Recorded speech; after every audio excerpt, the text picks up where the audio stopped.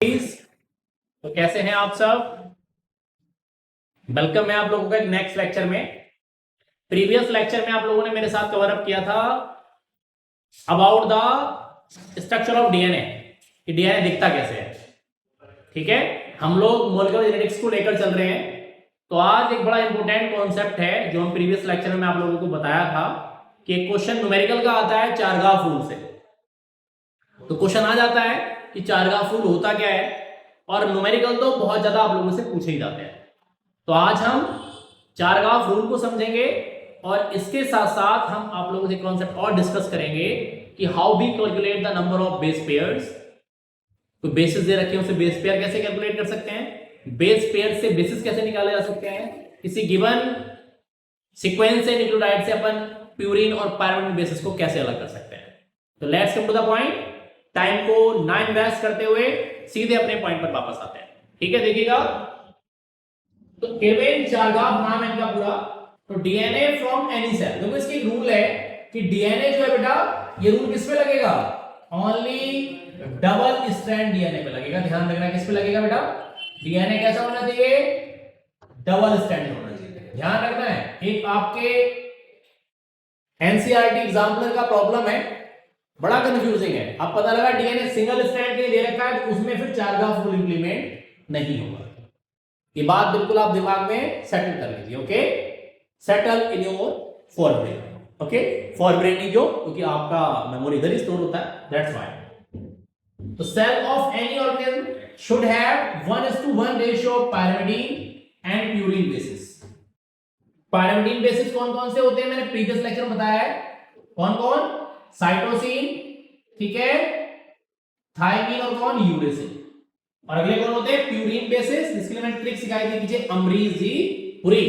ठीक है, तो A for adenine, G for guanine, and more specifically that the amount of guanine should be equal to कौन, cytosine. क्योंकि a purine हमेशा pyrimidine से जुड़ता है, इसका रूल है।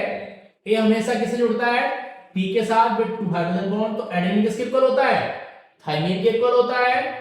और साइटोसिन हमेशा किससे जुड़ता है बेटा, गुआनिन के साथ में 3 हाइड्रोजन बॉन्ड होता है। ध्यान देंगे, बहुत इंपॉर्टेंट है। आगे देखो, the amount of adenine should be equal to thymine. This pattern is found in both strands of the DNA. It state that the amount of purine base is always equal to pyrimidine bases and the amount of A equal to T and C equal to G. तो देखो ए और जी कौन हो गए, purine हो गए, और T plus सी कौन हो गए, पायरिमिडीन हो गए। तो देखो दोनों एक दूसरे के इक्वल हो गए, नहीं हो गए। बेटा आप सोच रहे हो सर यू क्यों नहीं आता, तो यू जो होता है वो सिर्फ आरएनए में होता है, थायमिन जो होता है वो यूरेसिल में रिप्लेस हो जाता है। समझ में आ गई बात, और समझ लीजिए। तो ए इक्वल टू जब टी है तो क्या हो गया, that is A upon T equal to 1। ठीक है, ऐसी दूसरी बात मैंने आपको क्या बताई, सी इक्वल टू क्या हो गया, जी। तो C that is C upon G equal to क्या हो गया। ठीक है, एक कॉन्सेप्ट और समझते चलिएगा। अब मैं आपको इसके न्यूमेरिकल की बात आप लोगों को समझाने वाला हूं। अभी सीबीएसई 2024 में क्वेश्चन पूछा गया है जो अगली स्लाइड पर आप लोगों के सामने आने वाला है, जरा ध्यान से समझेंगे। ओके, देखो मैं यहां से कई तरह के क्वेश्चन आप लोगों को कराने वाला हूं। आई होप सो आप समझ ही पाएंगे बहुत अच्छे से कि हाँ हमें समझ में भी आया, आपको ऐसा लगेगा भी। देखो, a DNA fragment has 2000 nucleotides, ध्यान देना बहुत अच्छे से, out of which 140 are adenine. अब हम सॉल्यूशन करते हैं, यहां पर देखो, यहां पर हम करते हैं सॉल्यूशन। देखो, तो टोटल नंबर ऑफ न्यूक्लियोटाइड कितना दे रखा है, टोटल नंबर ऑफ न्यूक्लियोटाइड्स। देखो मैं आपको प्रॉपर सिखा रहा हूं, करने को आप शॉर्ट फॉर्म में भी सिखा दूंगा, पहले आप प्रॉपर तरीका सीखिए। तो कितने होते हैं बेटा, कितने दे रखे हैं, सॉरी गिवन 2000। ठीक है, जिसमें से नंबर ऑफ एडेनिन बेसिस पूछा है आपसे, एडेनिन सॉरी दे रखा है, सॉरी एडेनिन कितना दिया हुआ है, देखो 140 दिया हुआ है। ध्यान दीजिए, अब पूछा है how many basis does this DNA segment possess that have triple hydrogen bond. ध्यान दो, ट्रिपल किसके बीच में होता है बेटा, तो साइटोसिन और गुआनिन के बीच में होता है। ठीक है, बात समझ में आ रही है। क्लियर हो गया कॉन्सेप्ट? चलो अब लगाते हैं फॉर्मूले। देखो तो A plus T plus C plus G square to कितना दे रखा है 2000। ठीक है, अब A की वैल्यू दी हुई है कितनी 140 plus T plus C plus G square to 2000। अब आप जानते हैं क्या A स्क्वायर टू कौन होता है T, तो हम क्या लिख सकते हैं देखो 140 plus C plus G square to कौन हो गया 2000। ध्यान दीजिएगा, तो अब C plus G square to कितना हो गया 2000 माइनस देखो 140 था तो कितना माइनस हो जाएगा कितना 280। देखो क्या माइनस करके कितना आया 1720। ध्यान दो, अब मैंने मान लिया कि C स्क्वायर टू क्या है x, तो दैट C स्क्वायर टू कौन होता है G, तो C plus G square to कितना और 2x स्क्वायर टू कितना आया 1720। ये 2x लिखा है मैंने यहाँ पर, ध्यान देंगे आप 2x लिखा है, तो x की वैल्यू कितनी हो गई 860। मतलब किसकी वैल्यू आ गई है साइटोसिन कितना हो गया 860। ठीक है, ध्यान दो यहां पर बहुत ध्यान से। तो वैसे आप डायरेक्ट निकाल सकते हो, देखो जब आपके पास 2x की वैल्यू कितनी आई 1720 मतलब C प्लस G की वैल्यू है ना, और C और G मिलकर क्या बनाते हैं 3 हाइड्रोजन बॉन्ड, तो इसका मतलब 1720 कितना आधा 860, तो कितना कौन सा ऑप्शन है बी। बात समझ में आ गई? अब देखो यहां से मैं कुछ क्वेश्चंस आपसे और एडिशनल करा रहा हूं, अब आप एडिशनल वाले पार्ट को समझिए। पहला वाला पार्ट समझ में आ गया भाई 1720 बना पूछा है, देखो लिखा है यहां देखो how many basis does this DNA segment possesses that have triple hydrogen bonds, कि ट्रिपल हाइड्रोजन बॉन्ड कितनों के पास है। तो C और G जब दो मिलते हैं तभी तो हाइड्रोजन बॉन्ड बनते हैं, तो C और G का कितना हो जाएगा आधा हो जाएगा, कि दो बेसिस के जुड़ने से एक बेस पेयर बनता है। बेस पेयर जो होता है बेसिस का डबल होता है नाइट्रोजन बेसिस का, बेस पेयर आपसे कहीं पूछा जाए बेस पेयर तो क्या होता है डुअल ऑफ नाइट्रोजनस बेसिस। कौन से bases nitrogenous bases, sorry not गलत लिखा गया बेटा, base pair is equal to कौन है डबल ऑफ कौन base pair to double of कौन नाइट्रोजनस बेसिस। बेस पेयर्स मतलब दो बेसिस के मिलने से क्या लिखेंगे टू बेसिस, सॉरी हो गया टू बेसिस, मतलब दो नाइट्रोजन बेसिस के मिलने से कौन बनता है बेस पेयर बनता है। तो देखो इसका आधा हो जाएगा, तो टू बेस पेयर से टू बेसिस से एक बेस पेयर बन रहा है, तो यहां पूछा गया है तो इसके लिए अपन ने आधा करना। अब एडिशनल क्वेश्चन क्या है, जैसे आपसे कई बार कौन पूछ लेता है प्यूरिन बेसिस को पूछ लिया जाता है कि प्यूरिन कितने होते हैं, तो देखो प्यूरिन क्या होता है A प्लस G। कई बार आपसे पायरिमिडाइन बेसिस को पूछ लिया जाता है, तो पायरिमिडीन कौन होता है बेटा बताइए C प्लस T।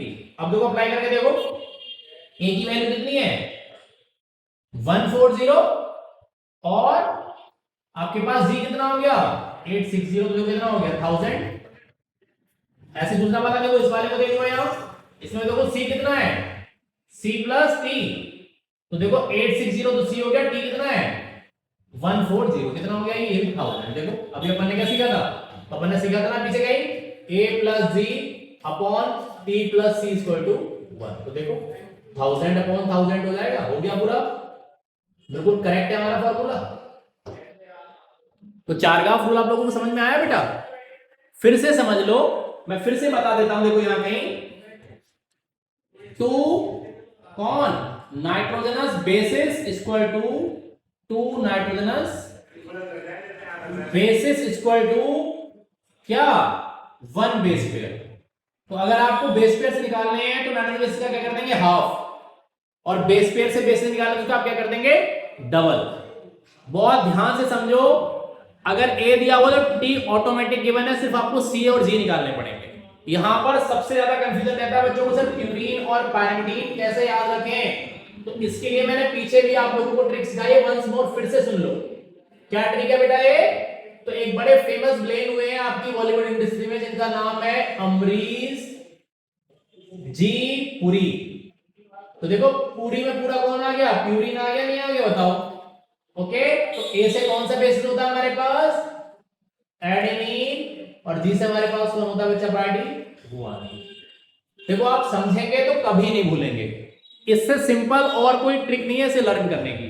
यहां से मैंने नीट में आप लोगों का एक क्वेश्चन बिल्कुल क्लियर करा दिया 4 मार्क्स का, कई बार 2 भी आ जाते हैं, तो 4 तो क्लियर हो गए। और अगर अब आप बोर्ड्स में आ जाइए, सीबीएसई के एग्जाम्स में आ जाइए, तो कम से कम एक क्वेश्चन ऑब्जेक्टिव का, अगर ऑब्जेक्टिव आया तो सब्जेक्टिव में आता तो 2 या 3 नंबर से कम नहीं आता। तो मिनिमम 1 मार्क्स फॉर सीबीएसई और maximum 3 marks for CBSE clear हो गया।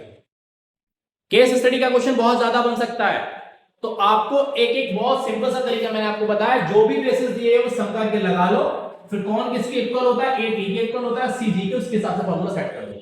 वेरी इजी, ठीक है।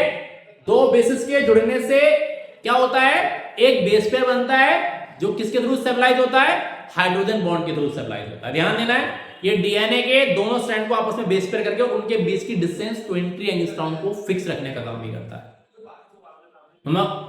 आई होप सो कि आपको कॉन्सेप्ट समझ में आया होगा, और अब आप लोग इसे पढ़ने के बाद सारे न्यूमेरिकल लगा पाएंगे।